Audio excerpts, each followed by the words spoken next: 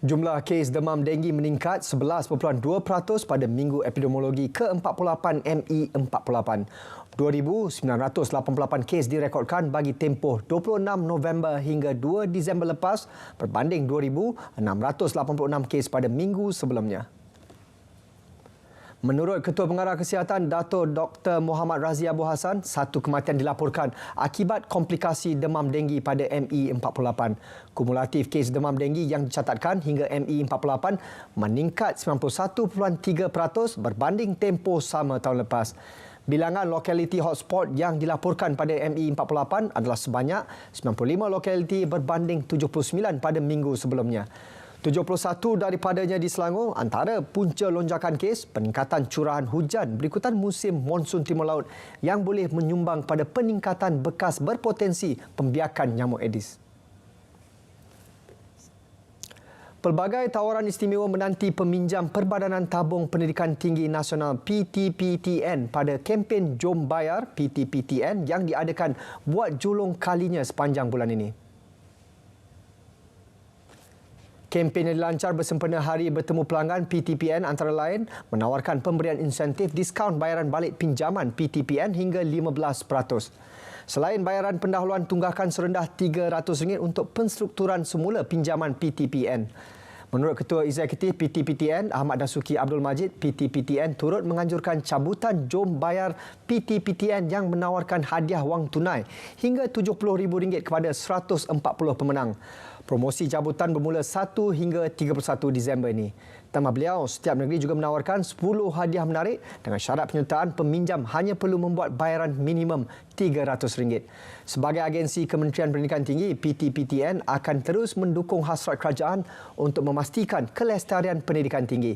3.92 juta pemohon telah mendapat kelulusan pinjaman melibatkan keseluruhan peruntukan RM70.91 bilion setakat 30 Oktober lalu. PTPTN juga terus komited memastikan para peminjam membuat bayaran balik pinjaman secara konsisten bagi kelangsungan dana untuk generasi akan datang. Hari Mesra Pelanggan PTPTN disambut secara terserentak di semua pejabat PTPN negeri dan cawangan seluruh negara bermula hari ini hingga 31 Disember ini. Bersempena ulang tahun ke-40, program Selamat Pagi Malaysia SPM akan menjelajah 40 lokasi berbeza pada tahun hadapan. Utuh sejak tahun 1984, Timbalan Pengarah Bahagian Berita Ehwal Semasa RTM, Muhammad Syari Saripan berkata, keunikan kandungan program menjadi salah satu faktor kejayaan SPM. Resepi program ini bertahan lama sebab dia memaparkan penglibatan ataupun aktiviti rakyat Malaysia dari hari ke hari sepanjang tahun, memaparkan keunikan, kepelbagaian negara kita dan juga aktiviti rakyat Malaysia yang kita boleh lihat secara berterusan, konsisten, tidak ada kata orang tidak rancangan itu terhenti. So inilah resepi dan kami pada hari ini meneruskan legasi-legasi penerbit, pengacara dan mereka yang pernah berada dalam Selamat Pagi Malaysia hinggalah ke hari ini. Lokasi pertama jelajah SPM tahun hadapan adalah di Melaka dan Perak sekaligus meraihkan Tahun Melawat Melaka dan Perak.